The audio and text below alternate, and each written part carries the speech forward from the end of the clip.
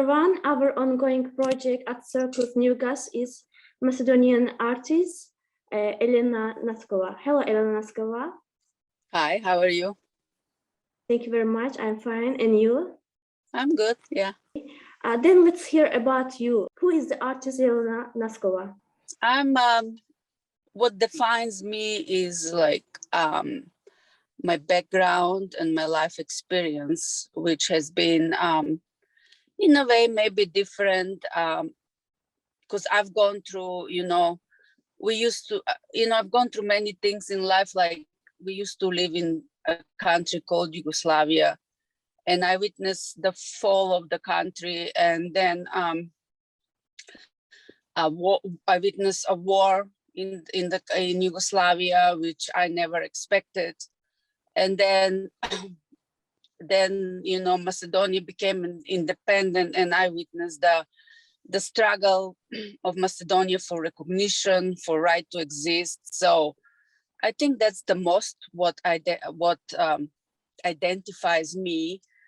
And then it comes my life experience, like maybe, the struggle between trying to be an artist and trying to make a living, and the struggle to, to handle both things. So then, my travels, also my love for the world as it is, my curiosity of other people and nations and other customs. So that's who I am, I guess, in a nutshell. That's an incredible story. What's your aim as an artist? I want to know about it. So. Again, my aim as an artist is to communicate. And mostly my desire to communicate comes from the fact, first, where I come from, that I come from this small country that there is still dispute whether we exist or we don't exist. So, and the country from people who we don't hear that much from, that's one. And second is my constant struggle with being introvert and, the desire to communicate, but then feeling, closed and shy about it. Because, and they say the artist is always struggling with these two things, the desire to hide and desire to communicate. So, so my aim is to communicate and to admire and to admire the beauty of this world, the beauty of the people, and to also give a message. Sometimes when something really hits me, I want to give them, paint a picture and paint a painting and kind of express how that event is affecting me, in case some people might identify or, so it's sharing and admiration of the nature and humans and the good stuff in life too. Okay. How would you describe your style? Can I call it surrealism or neo-surrealism or expressionism?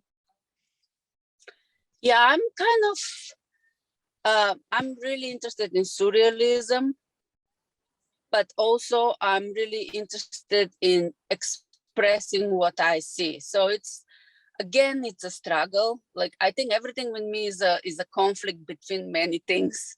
So it's a conflict between the surrealism and expressionism.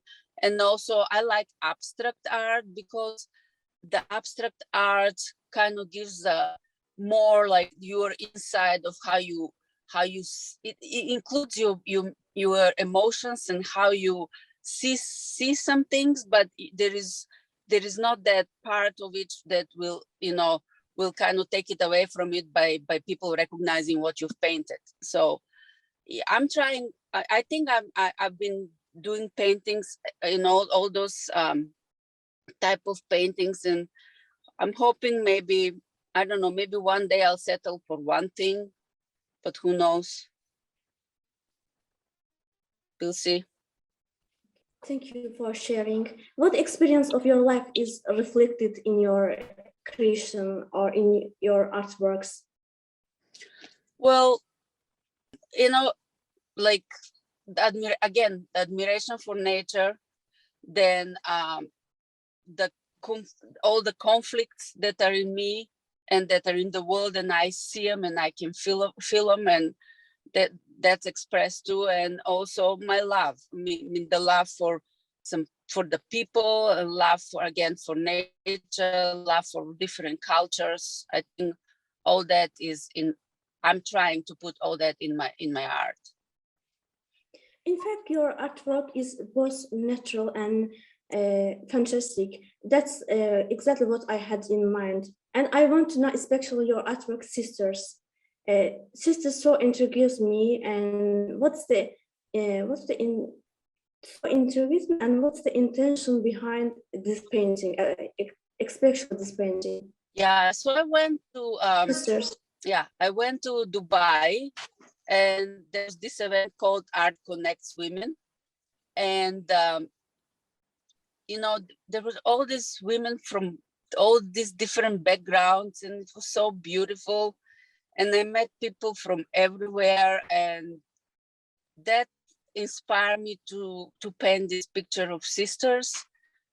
Because, you know, when you look in all of us, there is this thing, you know, besides the fact that we're humans, right?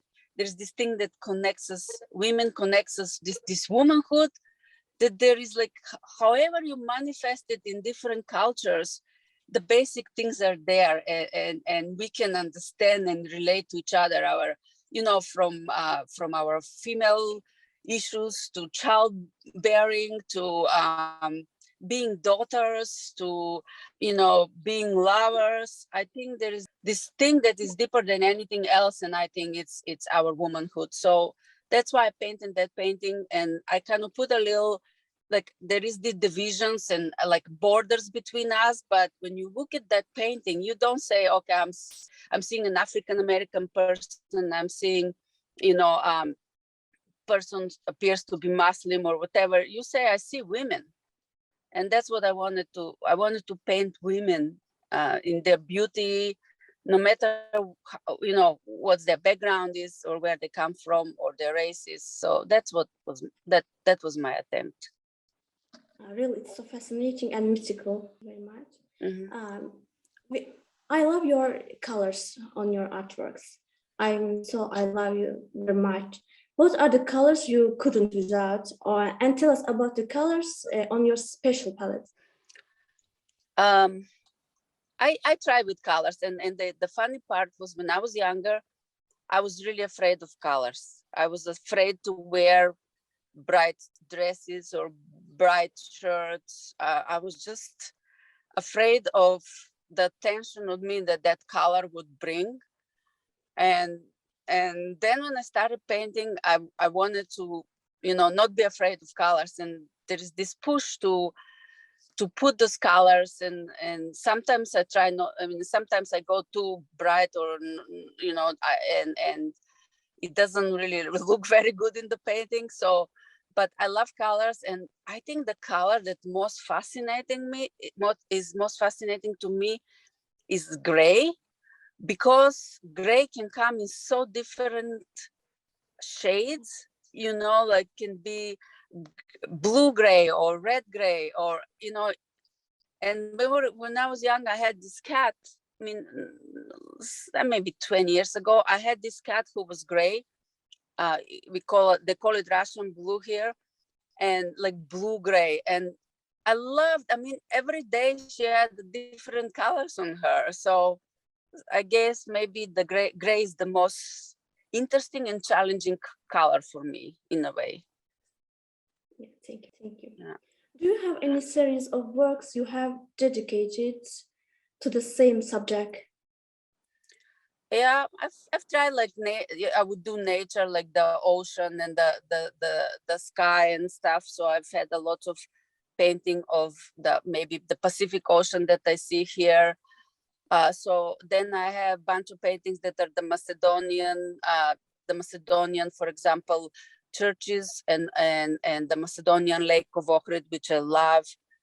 Also, I've done horses, and I'm still working on horses. I want to do a series of horses. I want to get very good with painting horses. So, yeah, I kind of end up doing subjects, but sometimes I get interrupted with some other ideas. So, but yeah, I love doing a series of work. Yes. Oh, thank you. Is there a difference between the artist's own inner rhythm and the rhythm of this work? Yeah.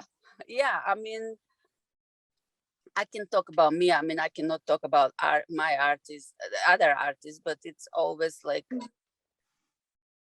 trying to listen to what's out there and trying to match it with what in you. So you can maybe try to create stuff that is more appealing to people outside. So it is a kind of struggle where you do your own message, but maybe sometimes it's in a different, it's done in a different time or a different, different rhythm, as you say. So yeah, often there is a difference, and often there is this give and take, and listening and looking outside and looking inside and trying to kind of match it for just for my own understanding and for my own creativity, so I can maybe what I share is appealing to other people too. Okay, thank you very much. But is there an underlying message in your artworks or mystic symbols? Do you use? I think the underlying message is again like connecting, like that we are all, that we should all, that the humanity is, we're all one, and that we should connect and share and kind of express and listen to each other. So I think that should be my message, kind of presenting like and accepting differences, accepting different people, accepting different cultures, and making this like a bouquet, making this world like a one big bouquet of differences, which are all beautiful and can be beautiful. And even if they're not, when they're not beautiful, if they're listened to and they're accepted to, they can mix and become part of the one. And so that's what my message is. I have always tried to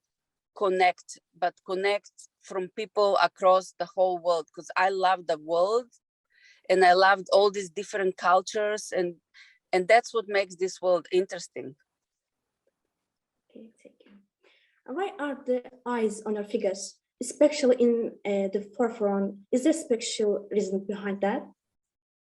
I think the eyes are what we see, and because I'm such a visual person, and seeing is maybe the most important thing. So maybe that's what the reason, but I really haven't thought about it. I've had some, personally, I've had some problem with my eyes and stuff, like, I've had, some issues where my eyes bulged out and stuff. So maybe secretly there is this message there that I've never thought about it, but thank you for letting me know. I'm kind of look at it deeper and see and try to see what it is. And that's what art it is about. What art is, the magic of art is also finding things about you yourself too. But so when you find things about yourself, you easily understanding your the surrounding too, and the people around you. I mean, if you understand yourself, you can understand the world much better, I think. So have you ever held a solo exhibition? A couple of exhibitions. I've had an exhibition here in Seattle. It was called Inner Alchemy, and in there they kind of do art and then also sell some new age stuff like you know, like different crystals or stuff. So I had that one, and I've had two more solo exhibitions also in Seattle, where you know, they have this art walk here. They call them art walks, and one night you have an opening in a different place, and then it stays for a month. So I've had two more there. But personally, I always prefer to share exhibition with somebody else, because that way I feel that all the burden is not on me, and people can come and see different art. So if they don't like what I got to show, they can find somebody else, and it's a little happier. So yeah, I personally prefer 2 or 3 artists sharing the exhibition myself. Yeah. Exhibition. Thank you very much. What do you think about digital art? It's most popular. I love digital art. It can be very imaginative, and I've found some great stuff. I mean, if art is good, It doesn't matter how it's done. But me personally, I love the brush. I love the smell of paint. I love the canvas. I love it real, because I'm also like working as a software developer, and I spend so much time on the computer. So I want to get away from the computer. I want to go into real tangible world. But yeah, I've seen some great digital art, and I really appreciate it and I love it. But I don't think I would be doing digital art at this point. Maybe I'll change, who knows. Thank you. Can art fill the void of the human soul? Oh yeah, absolutely. I mean, that's the whole point. It's filling up the void in my human soul, and has been a savior for me, not just my doing art, but also seeing others people art. And I mean, even since I was young, I was following artists, admiring artists. Yeah, absolutely. Art. That's what I guess I'm thinking that's the basic purpose of art, to fill the void in our soul. Yeah. Thank you very much. What do you think about art therapy? Yes, art therapy is, as I said, an artist can be a healer, and there are lots of artists now that are actually opening art to other people and giving them a chance to express themselves to art. And it's a powerful thing, and it's really helpful for me whenever I'm depressed.